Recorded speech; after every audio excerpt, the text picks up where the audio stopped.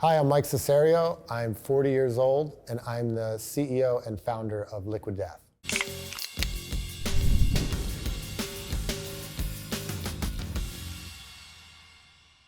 Start rolling, and yeah, Zach, if you want to take it away. Could you talk to us a little bit about your childhood and growing up, and if there was any moments where you kind of tapped into a creative or entrepreneurial spirit, or any influences that you had at that time that kind of led to what you're doing now? You know, as a kid, I think the earliest memory I have was sitting on my cousin's skateboard sometime in the probably mid 80s, and I was always very interested in skateboards as early as I can remember. I got my first skateboard when I was 7. It was a Nash, and then I got really into that. Then my parents got me this Tony Hawk board. I just was obsessed with skateboard graphics and artwork because as a kid I was always really into drawing. And then I started drawing skate graphics and these things in the world of skateboarding, which was all really cool art. And I think that helped drive a lot of my early creativity, what were like the late 80s skate art aesthetic. And then as I got into middle school, high school, I started playing guitar, started playing in bands, everything from like punk bands and metal bands and that kind of stuff. And I was the guy who was doing most of the creative stuff for our bands. Like I was doing the show flyers and designing the album covers and all the businessy creative stuff around the band I was doing, and I loved that stuff. And ultimately, when it came time, well, what do I want to go to college for? What do I want to do? I ended up going the graphic design path because that kind of seemed like the only sort of job path for me based on my experience and what I was into. So I went to school at a college called Art Center in Pasadena originally for design, and then I switched to advertising and had a career working for big creative ad agencies, starting out as an art director and then becoming a writer and then a creative director and working on every different type of brand and business you could imagine, from cars to frozen pizzas to Netflix. And that's where I really kind of built my creative sort of point of view on marketing, combined with my background of skate and bands, and then ultimately that kind of culminated in creating Liquid Death, a few years ago. Great. We're definitely going to get into all of that. I want to kind of stick with the early life a Sure. little bit more. You talked about how important drawing was as kind of a creative outlet for you. Can you talk a little bit more about why you kind of connected with drawing so much, why that became so important to you?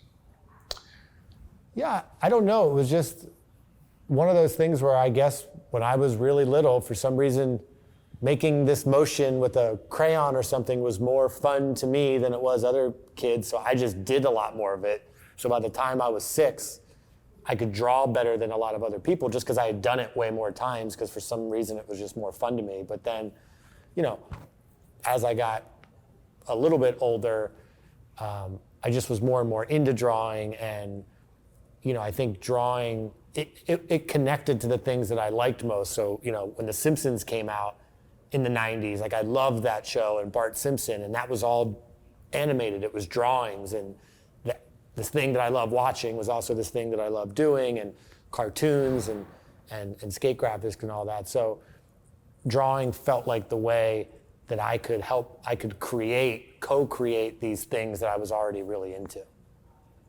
I wanted to ask you about sort of your relation with punk music and becoming a musician more, and also kind of about sort of the DIY aesthetic that you grew up with in the 90s. Can you talk a little bit about that and what you drew you to punk music and to the punk scene? So when I was maybe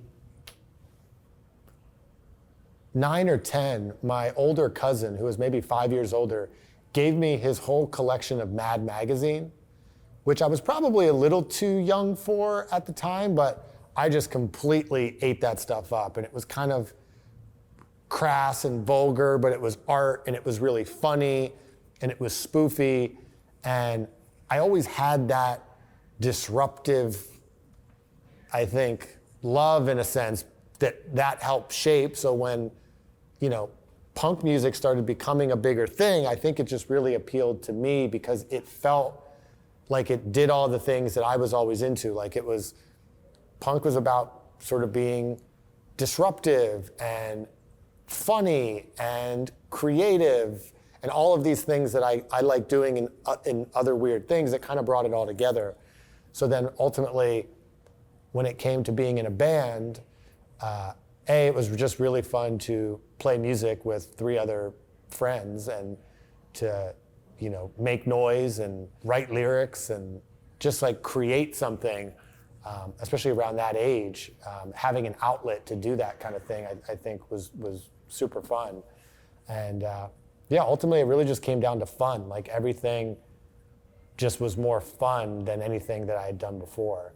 And, it was silk screening t-shirts for me was fun, like figuring out how to burn screens in my basement and do that and actually press the shirts and then go sell them at the show. And then you see people walking around with the shirt that you made. Like, it was just rewarding, I think, to have so many different outlets for different kinds of creativity.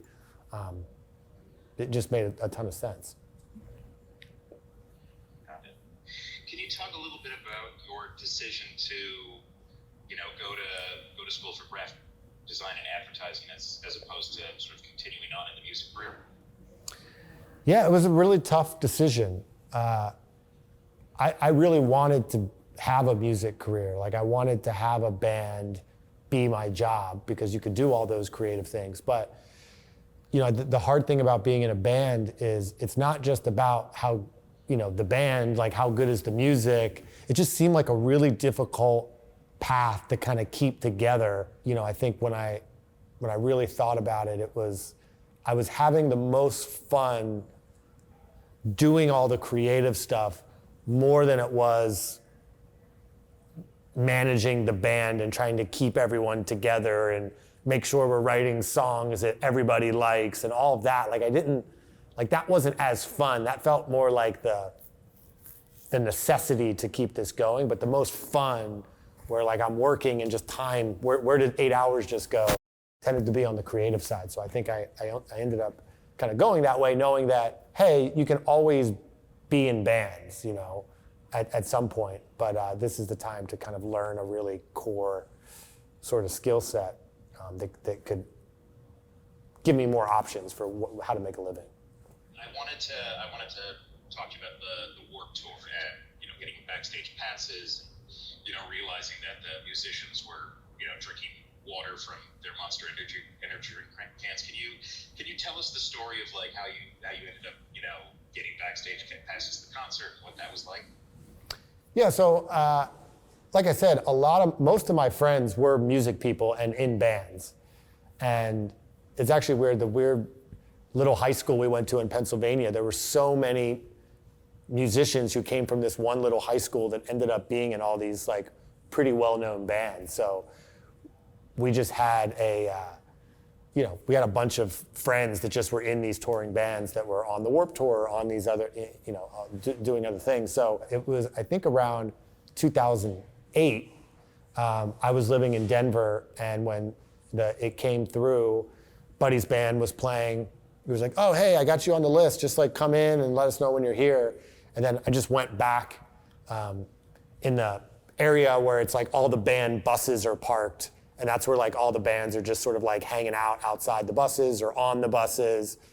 I was just hanging out with them. We saw these, a bunch of these like stacks of what looked like, Monster.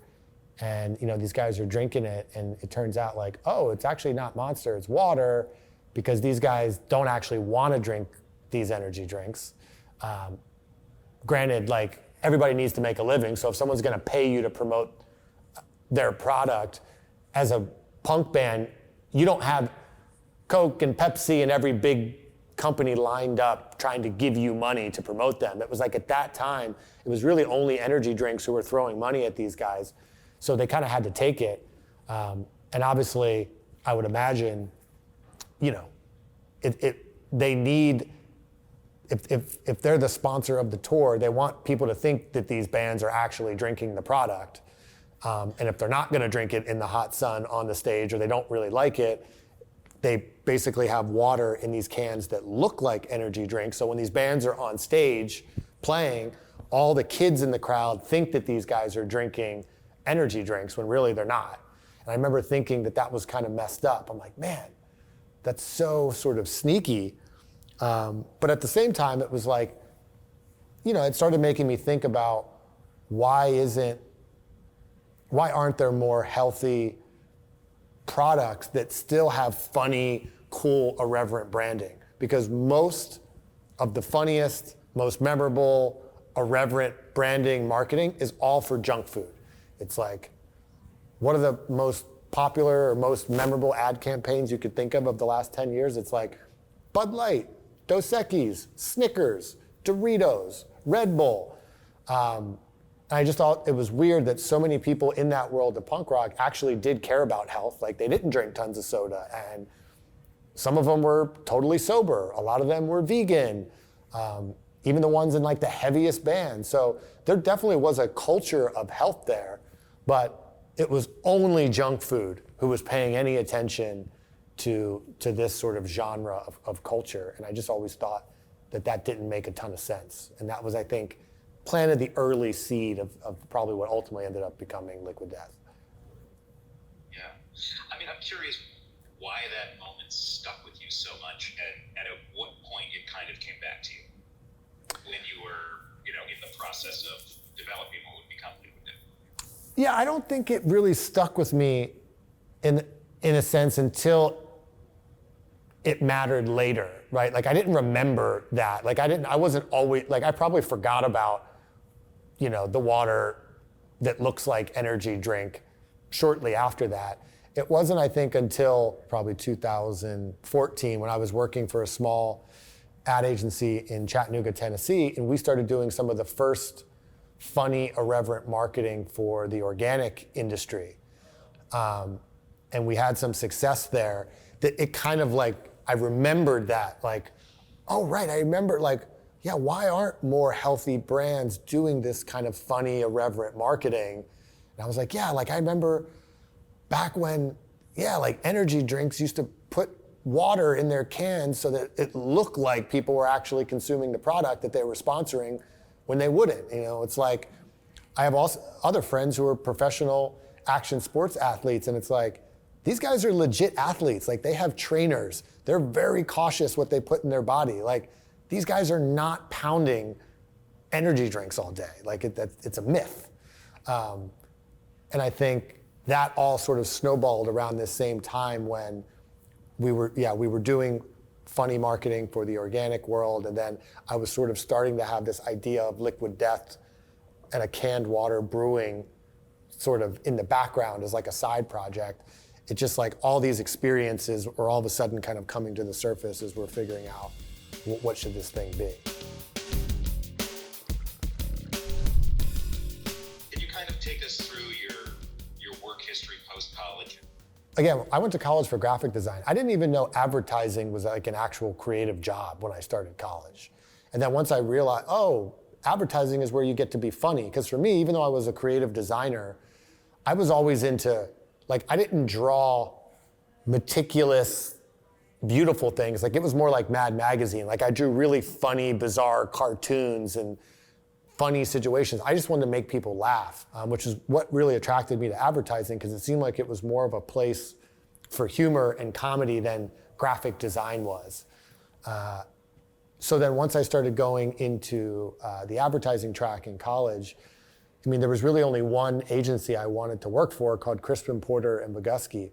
And a buddy of mine had interned at their office in Miami, and they were doing really funny, disruptive work that I didn't even know you could do in advertising.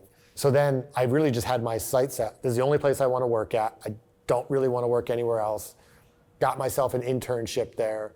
They then hired me on full time, worked in Boulder, Colorado for a little over a year there.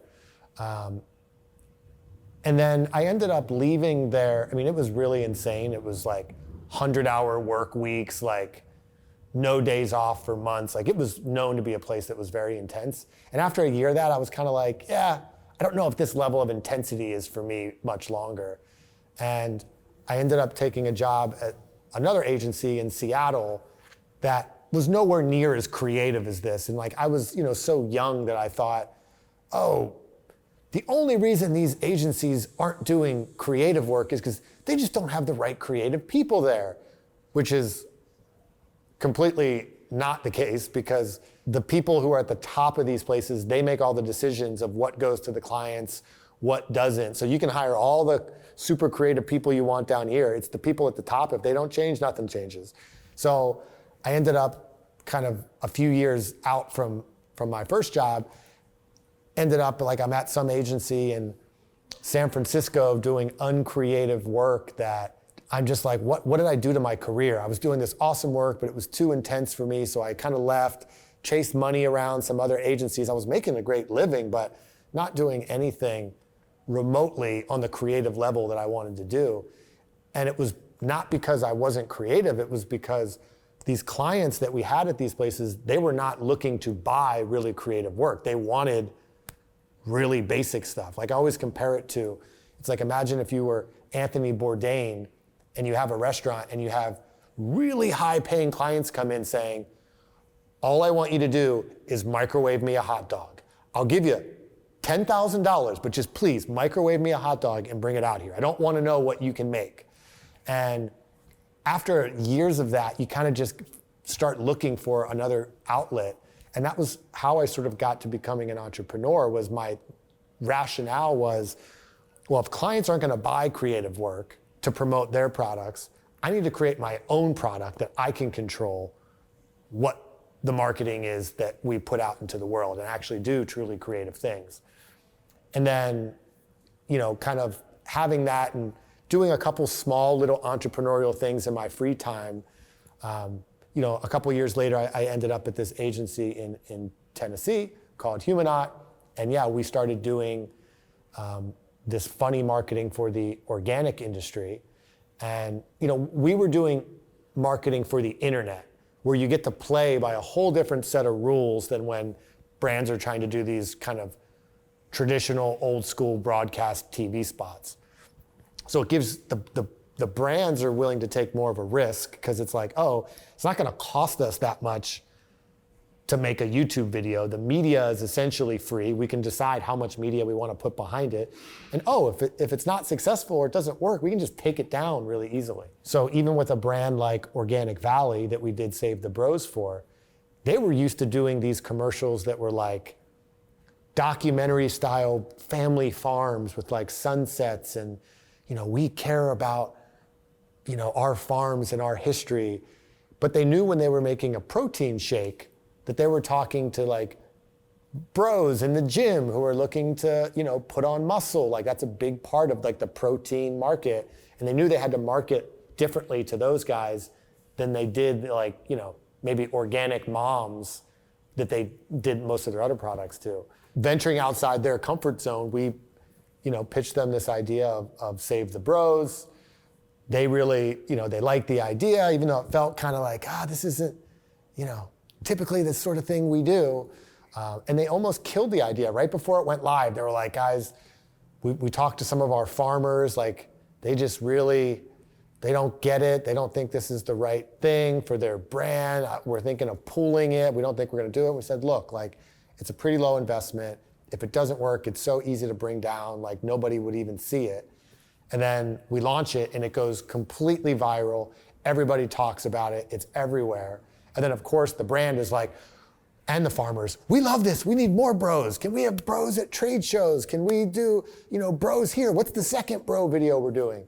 So it's like, once you see the success of something, then everybody gets really excited about it.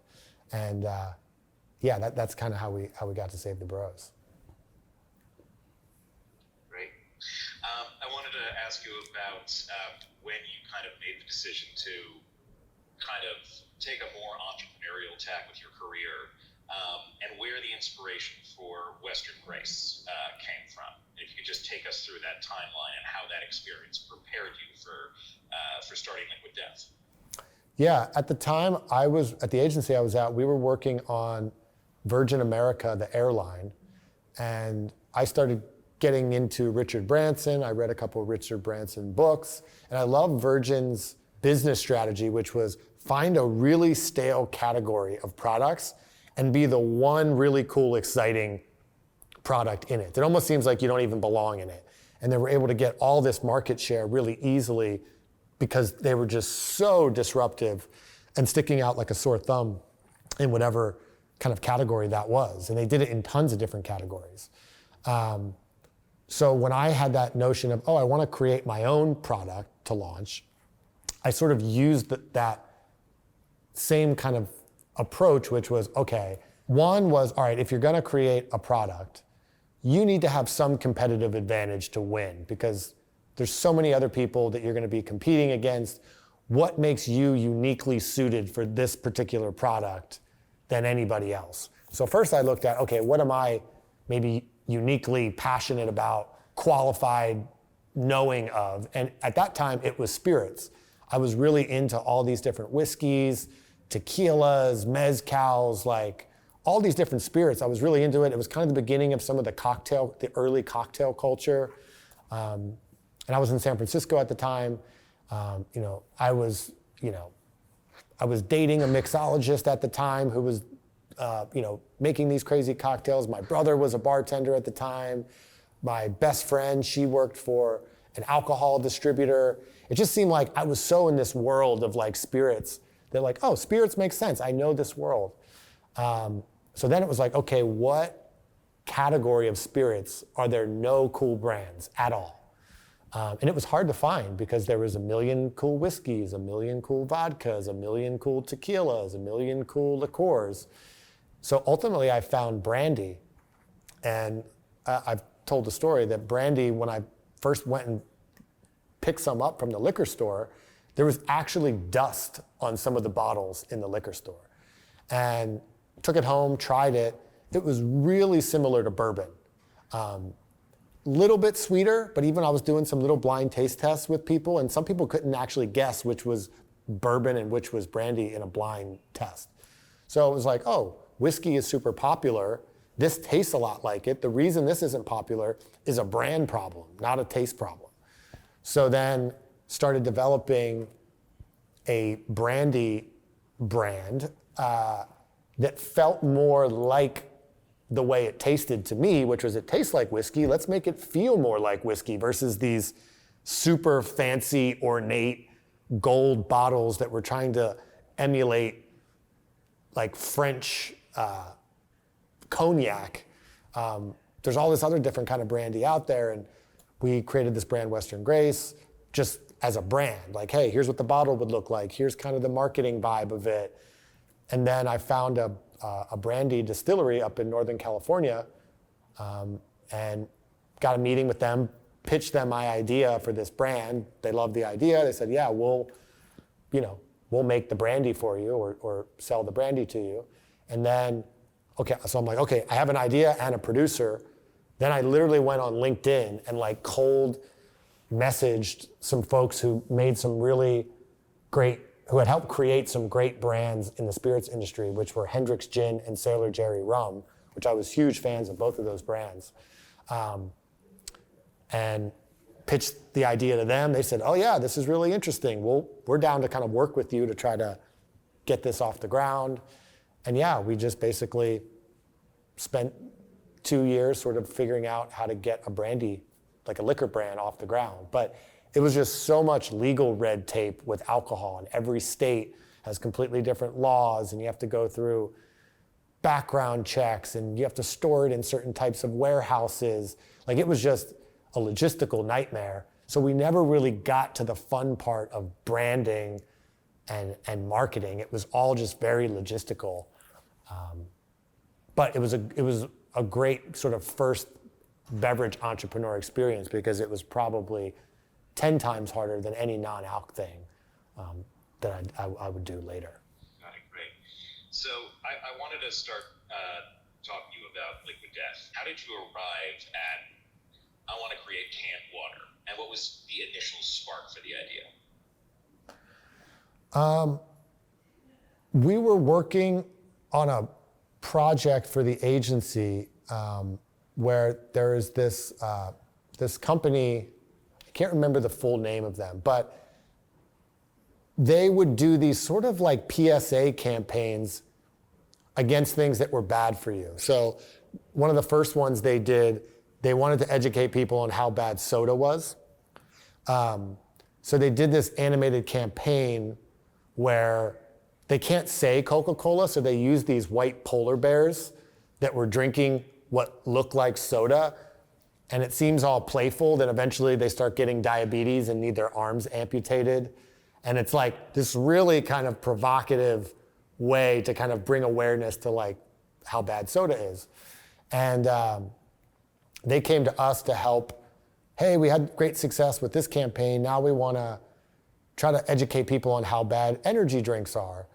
And we were concepting campaign ideas, and one of the ideas I had was this idea of, well, what's funny is like so much energy drink marketing is really just complete bullshit, for lack of a better word. None of it's true. It's like these guys don't actually drink all these energy drinks. They're professional athletes. Like it doesn't actually make you run faster, jump higher, do more tricks.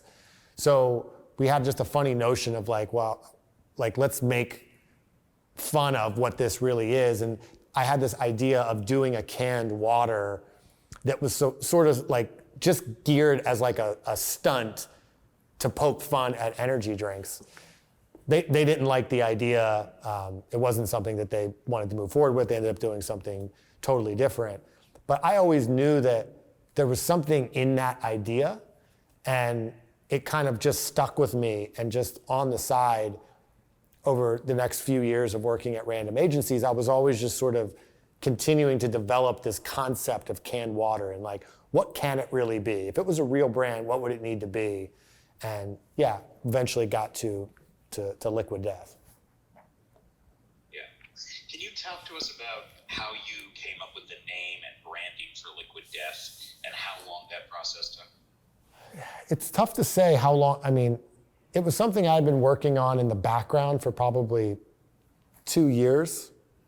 And I think the way what I knew from my marketing background was, if I'm going to really create this brand for real, I am not going to have any real marketing dollars. Like, I'm not going to be able to buy eyeballs through TV commercials, endorsement deals, big ticket podcasts, and none of that I was going to have money for. So the only way the brand would have a chance at survival is the actual product itself has to be so insanely interesting, where so much of the marketing is baked into the product. Where what happens with most companies is the product itself is not insanely interesting. It's just like, oh, check some boxes, like the design looks good, the name's okay, it's this, it's that. Then they go to advertising agencies to then create this really creative marketing wrapper around this thing to make people see this whatever thing in a new light or care about it in a different way. Because on its own, it can't do that. So I kind of went the opposite way and said, let's bake all of the marketing and fun and shareability into the product. So once I sort of had that as the goal and really held strictly to that goal, a lot of these ideas and names and things started dying really quickly, because when you have to put it through the filter of, if someone sees this on the shelf, am I willing to bet they have to pick it up because it's so weird or interesting, and then they're probably going to take their phone out, take a photo of it, and post it on their social channels for free to their hundreds of followers. And when you really start taking that seriously, there's only a few types of things that people will do that with. And then that's sort of, once we got to the name like Liquid Death, it looks more like a a beer can that you've seen than like a typical water or something you've seen, that's when we started feeling really good about, okay, if I saw that in a store, or if someone I knew saw that in a store, I'm pretty sure they're gonna have to pick that up and be like, what is this? And once someone picks something up, you've basically won, because every brand in the store wishes somebody would go as far as actually picking something up that they don't already know. It's really hard to do. But yeah, that's sort of how we got the name.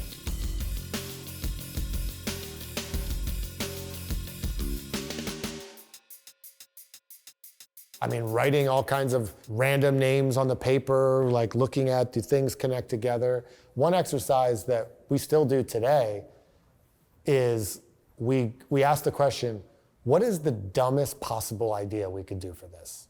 Because our brains are wired to just repeat things that we've seen be successful in the past. It's just like, we're hardwired to go on autopilot. So when you try to think, oh, what's a great name for a water company? Your brain starts going and thinking about other water companies, and you make it like a water company, where you kind of have to trick your brain to come up with a bad idea to truly be thinking in sort of like innovative territory. It works really well because you start thinking like, oh, what's the dumbest possible name for a super healthy, safest beverage possible? Liquid Death, probably the dumbest name. And then as we think of like marketing ideas, like what would be the dumbest way to sell water in a commercial? And then you get to these ideas that I think are funnier, more creative, more innovative that way. Yeah, so, I mean, once you kind of come up with the concept, like who did you start pitching the idea to, and what were the reactions that you got? I always kept good relationships with a lot of the bosses and things that I worked for at different agencies. And yeah, I would sort of run things by them like, hey, got this kind of idea for a brand. Like, what do you think? And I think everyone thought that there was something there. Like, it was like, oh yeah, this could be really cool. Even before it was all totally fleshed out, because it was always kind of evolving in the early days. Like we had like we didn't have our current skull on it. It was like a different graphic of like a wave about to like crush this like boat.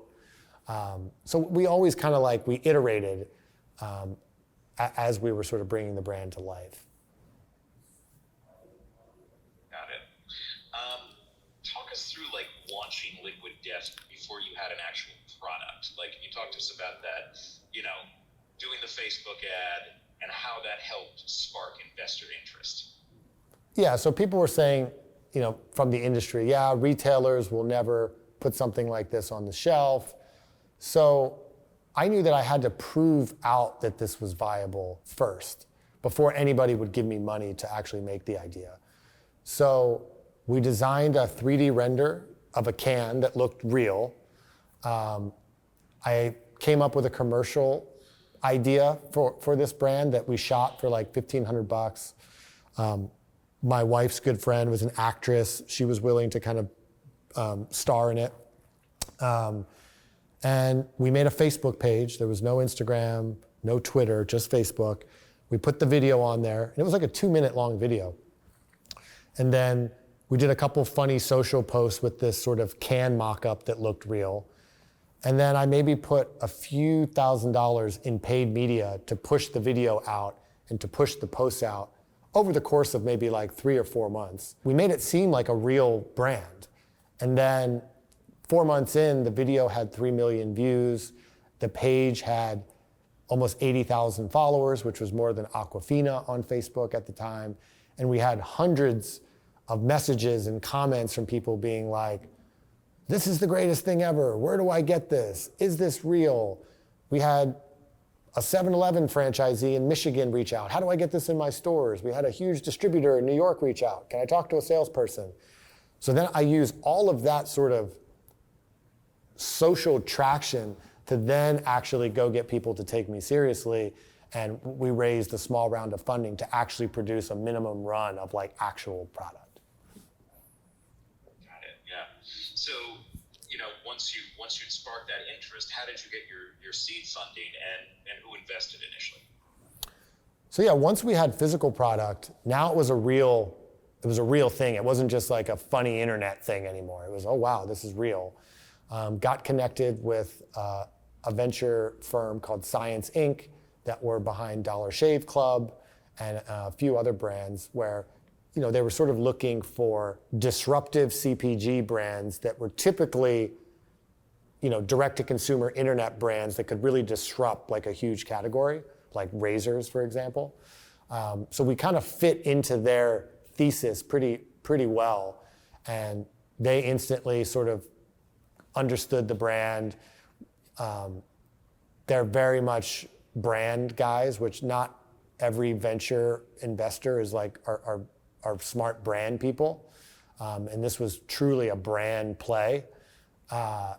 So yeah, we got along really well. They understood it, and they came on as our first sort of institutional investor and sort of incubator, and they helped us really figure out how to get the website up and ready to sell online, and just how to navigate a lot of the business aspects of this that I had maybe less experience, being more of like the brand marketing guy.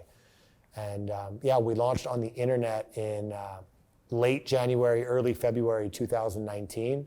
It was only available on our website and Amazon. And our first month, we made $100,000 in sales, and we spent about $2,000 on marketing. And then it's just kind of, we sold out a product. We didn't order near enough that we, what the demand was. We were sold out for like over a month. And then we just kind of, then we had that story to then raise the seed round of, hey, look, already this early traction, only a month in, we need more capital to kind of, get more inventory, get more product.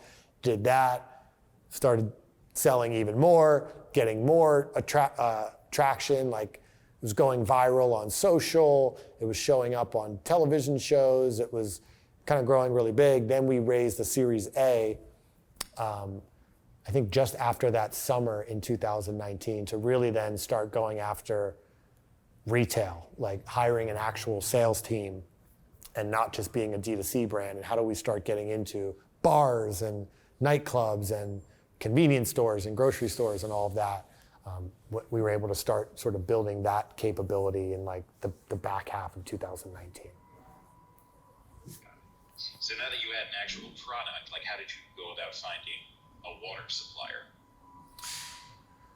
Well, that was the tricky thing. I had to find the water supplier first to even have a real product, because what was surprising was there was not a single bottler in North America who could put non-carbonated spring water in cans at scale. Didn't really exist because it was like a non-existing category. You had these water sources that had plastic bottling lines, but they didn't have these multi-million dollar canning lines at the source. And it was way too expensive to try to tanker truck water from a source halfway across a country to a bottler. It just didn't make sense. So I just started searching Europe for potential options and happened to find one in Austria where they had canning capabilities and they had their own springs, sources that they owned. We flew over there, met with them. They were really cool. And they said, yeah, we can totally make this product for you. So we started there, and we're still using them to this day. So I wanted to ask when Liquid Death first started getting carried in 7-Eleven stores. And can you talk a little bit about the negotiations to get it into 7-Eleven and the impact of it landing there? So 7-Eleven has a bunch of different regions, and you typically are launching in one region or a couple regions first to kind of test it out before they put you full national. So we started launching, I believe it was the Southern California region of 7-Eleven in, that would have been fall of 2020. And that was, still during the pandemic and global shutdown where like the foot traffic in stores was way down. there's a lot going on. And then ultimately, the test went really well. They were really impressed with sort of the sell-through that they were seeing. And then they took us full national in January, February of 2021. But yeah, it's tricky. Getting in retailers is hard because think about all the different products that they sell. How many new products are trying to get on the shelf? And they have very limited shelf space. So if they're going to put Liquid Death in there, they have to get rid of something else. And there's some big brands in there. There's not really tons of small brands in places like 7-Eleven. So they're like, wait, why are we going to get rid of 3 facings or whatever it is of this other brand to bring in this totally new brand that no one knows about? It's a tricky battle to win, and with any retailer. You are at the mercy of a retail buyer. They have to think that your product is the next best thing. And if they don't, then you're never going to get on the shelf. And even if we can show them, look at this internet data. We've got 1 million followers. We've got this much sell-through. The buyers at these retailers are not the most sophisticated marketing people that understand social media or what's happening in youth culture right now. Like, that's not their thing. So even when you show them that stuff, they don't fully know how to comprehend it. So it's still an uphill battle. But then at the end of the day, it's like, as you get into these retailers and you can start showing other retailers real sales numbers, like, look how much of this we sold in this 7-Eleven or this, grocery store, the numbers everybody understands. Then they can start wrapping their head around why they should put you on their shelf and why it's not going to be a risk for them to remove something else. Was 7-Eleven your first retailer, or had you already gotten Liquid Death into like smaller retail chains? No, our first big retailer was actually Whole Foods. We started talking to Whole Foods in late 2019, when we were pretty much only a Amazon and website brand. But they had definitely caught wind of it. They're really big on sustainability. They loved our death to plastic sort of message to kind of bring death to plastic bottles, cans infinitely recyclable. And they liked that we were talking about these things in a way that no other brand in their store was really doing. Like, we were making sustainability fun and funny and making it, more approachable and fun to get behind versus like, I think a lot of sustainability stuff, it's like folks trying to guilt trip people into feeling bad to make a decision versus like make the solution fun. So they said, hey, we want to launch you full national out of the gate in March of 2020. So we literally loaded into Whole Foods March 15th, 2020, the week the pandemic lockdown started. So that came with its own host of problems, but we still started seeing like real growth in Whole Foods throughout the pandemic year. And we just were getting more and more data, sales data that we could be showing to other retailers that we were presenting to, like the 7-Elevens of the world, to help get their heads around why they should carry Liquid Death. What was your reaction, like the first time when you walked into a 7-Eleven or a Whole Foods, you looked at a case and you saw Liquid Death there next to Aquafina and Dasani and all of these other, kind of mainstream water brands?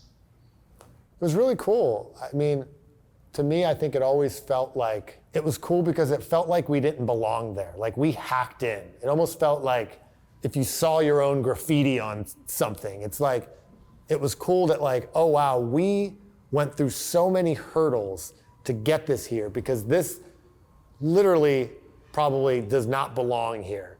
And no other company would have ever got this here. And we somehow got it there. And just like the Virgin model, it's like when you can get something that truly is disruptive, it's really magic, like what can happen. But the word disruptive, I think, is thrown around too lightly. You're not disruptive because when the whole category is round bottles, you're the only square bottle. That's not really disruption. Real disruption is so out there that most people don't even understand it, so it never even really gets a chance because like they just can't wrap their head around it.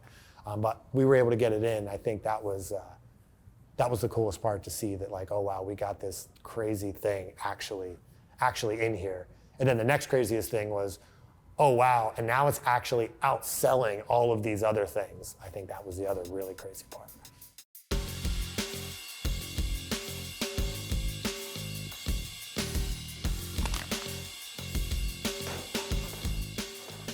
I wanted to get into some of the numbers right now. Can you tell us how much Liquid Death has raised in capital today?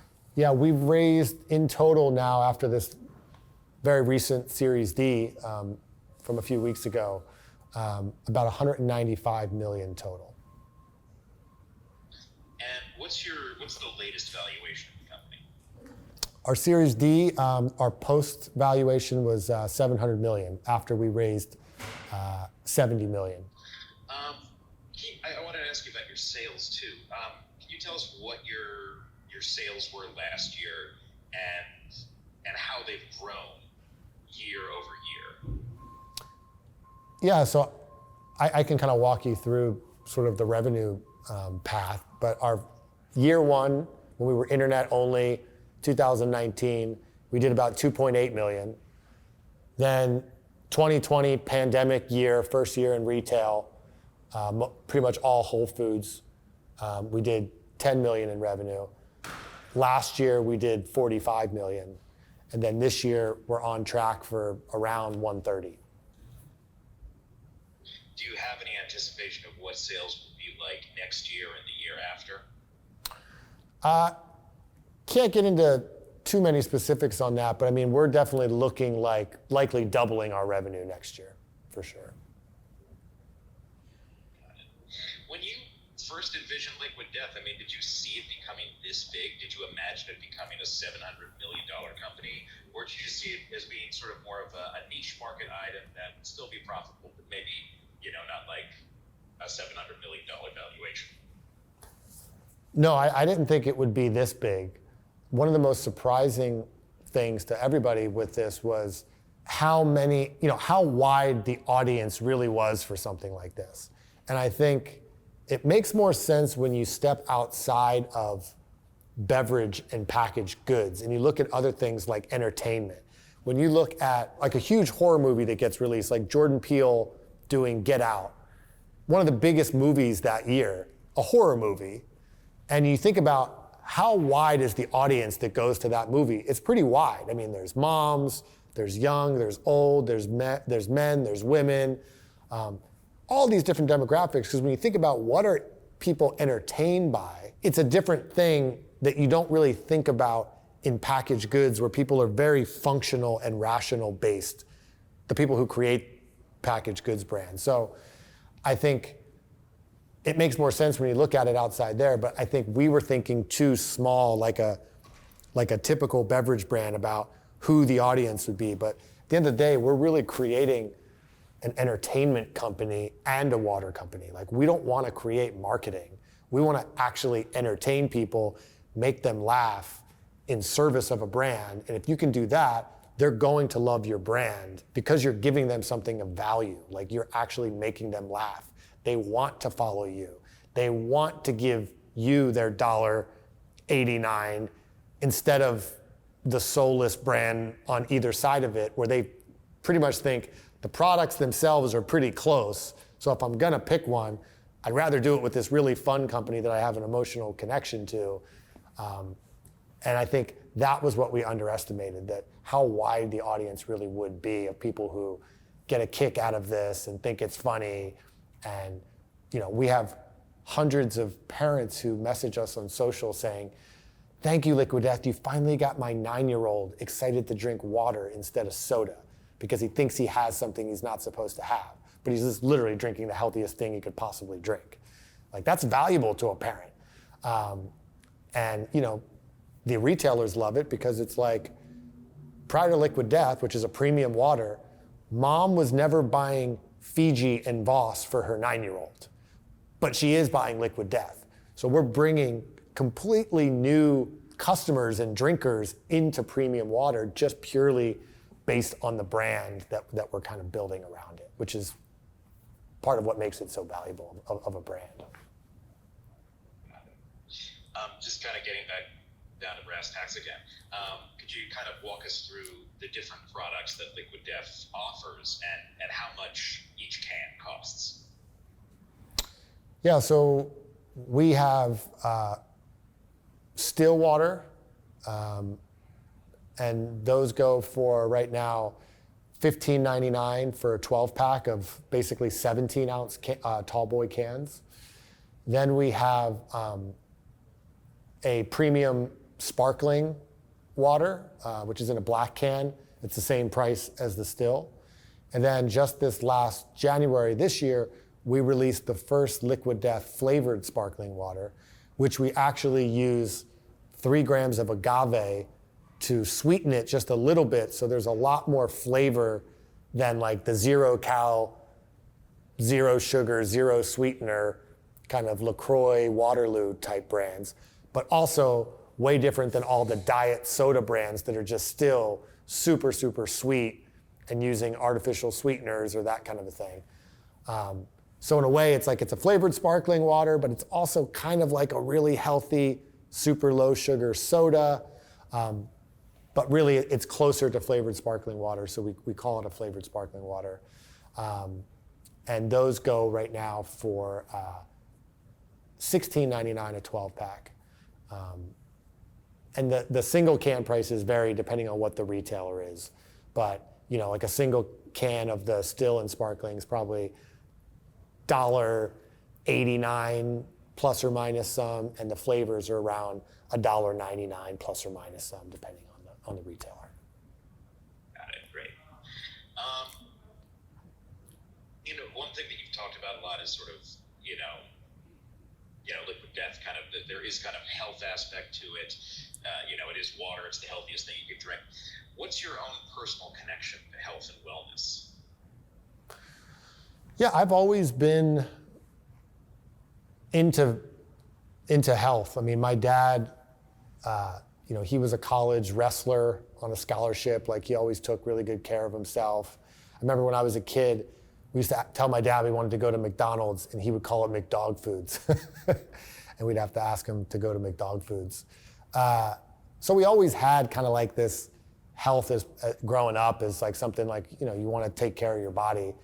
And I drank, Mountain Dew and all kinds of unhealthy stuff through high school. But I think once getting towards late high school, actually I became a vegetarian for 6 years, like pretty strict vegetarian for like 6 years. And then just being that for a while, like I got way more into eating all kinds of other foods besides meat, getting more of a taste for healthy foods.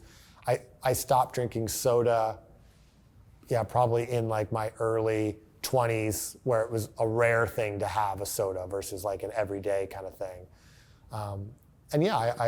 I around the Liquid Death, conception time, I was drinking a lot of water. And I remember I would tell people, most people don't drink enough water, and like, you really should drink more water. And like, hey, if you're out drinking, ripping shots, like, you should probably drink water if you want to not feel like crap in the morning.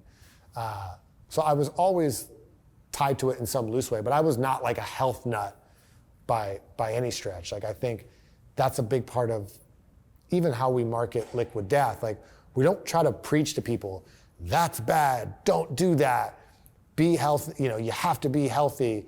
It's everything in moderation. Hey, if you're gonna do this, maybe have a water, Hey, like, start incorporating a healthier thing in your day. That's so much better than doing nothing.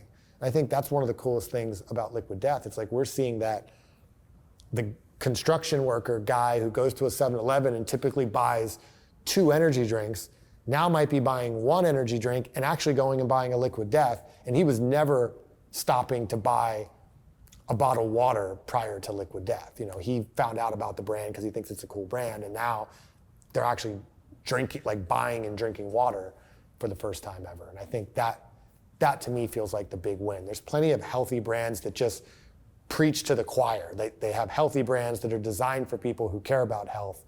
Liquid Death for me is, how do you get all these people who don't typically make healthy decisions to now all of a sudden want to participate in a healthy brand purely from the brand standpoint at first, and they just start incorporating it into their day. Do you think that there's in your opinion, is there a difference in the taste between, Liquid Death water that's in a can as opposed to water that's coming in a plastic bottle? Probably not in any real noticeable way. I think that's one thing that people get wrong in packaged goods. People think that taste is why things are successful or unsuccessful, or why one brand is better than another. But all the data shows that is not even close to the case.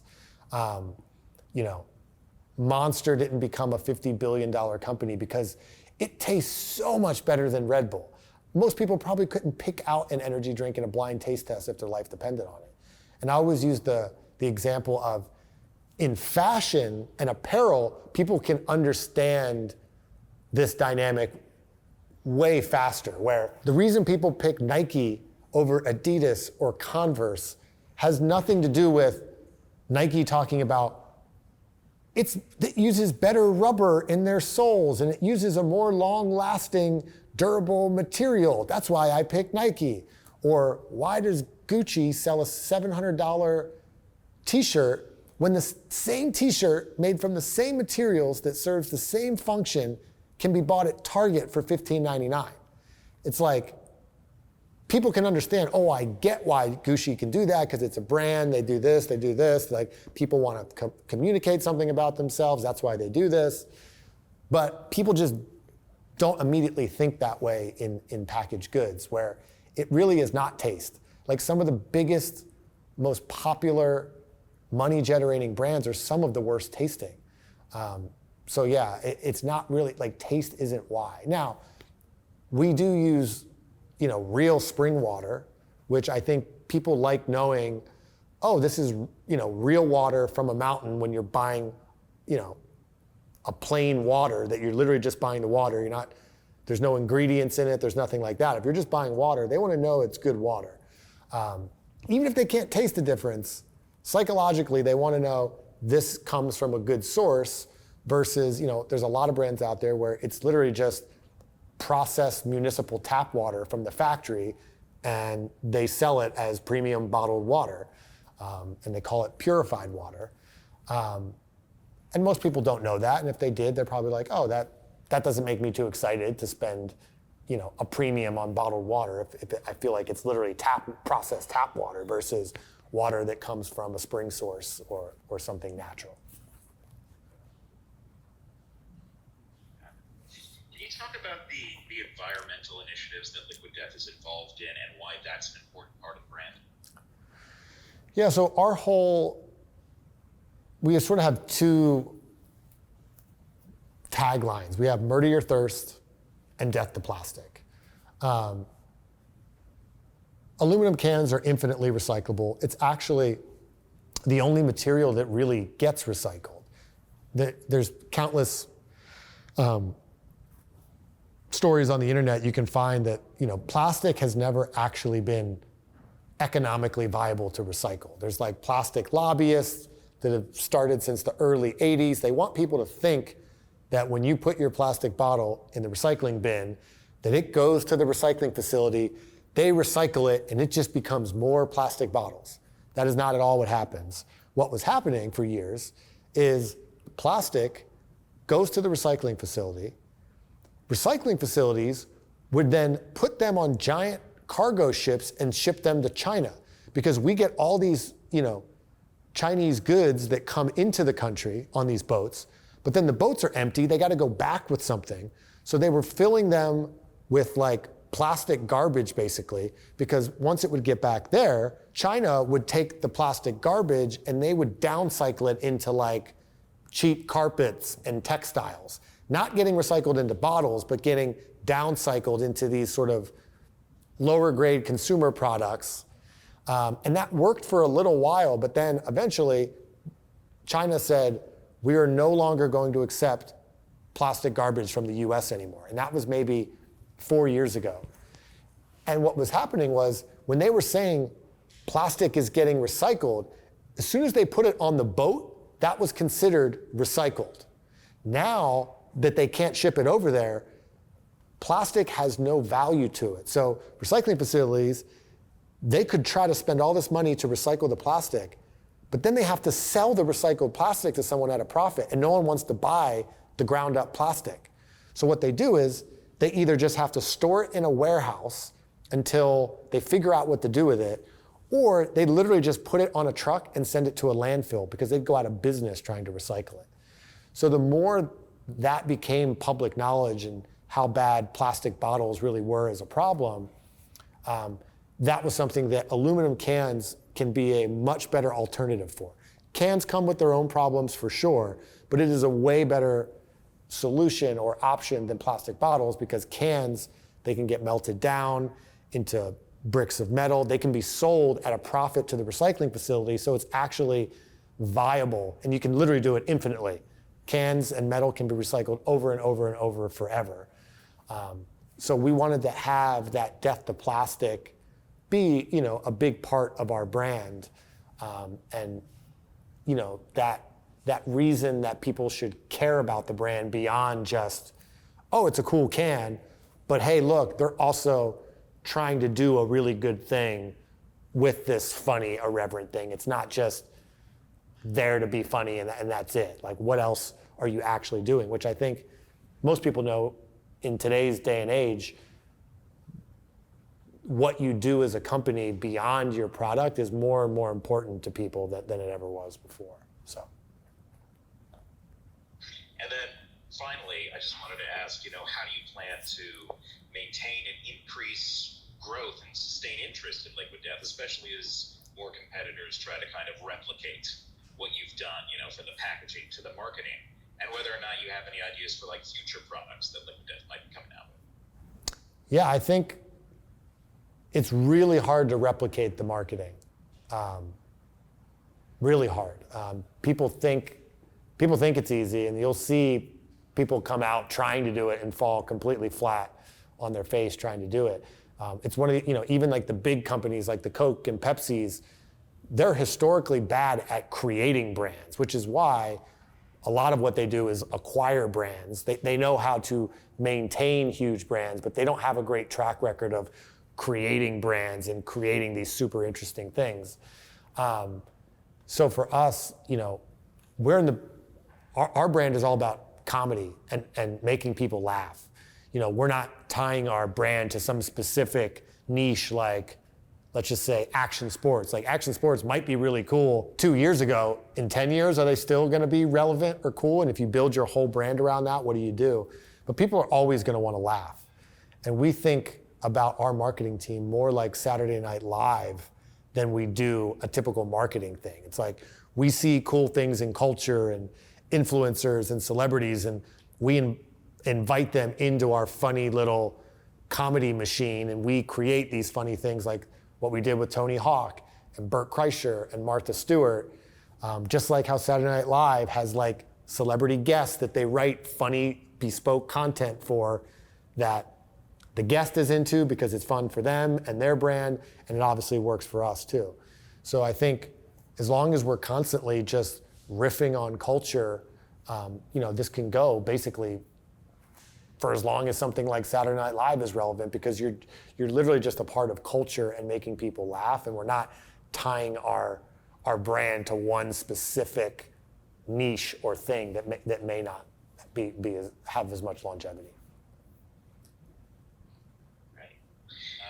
Mike, is there anything else that you want to say about Liquid Death, about sort of your journey as a founder that we haven't asked about?